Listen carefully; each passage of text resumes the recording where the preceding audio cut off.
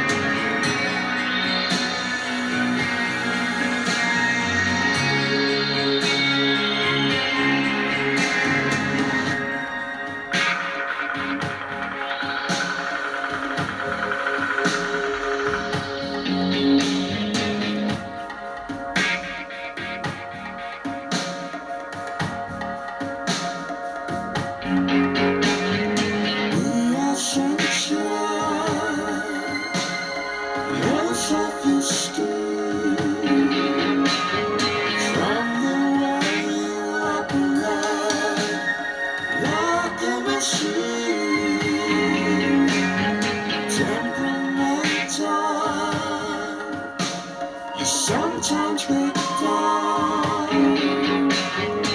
You should try to survive. Close to the ground.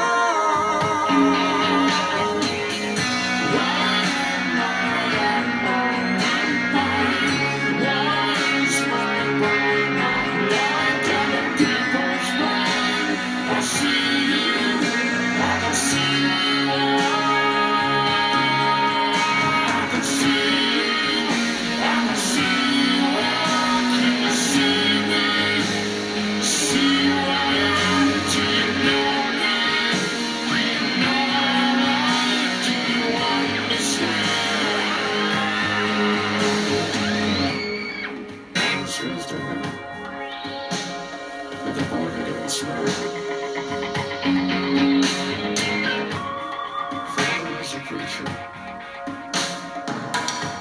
Watch the sun flow.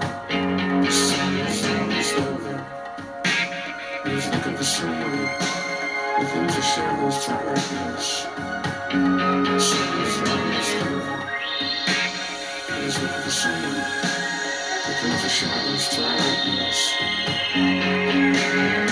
Happy so surreal. Can we really plunge out of the deal?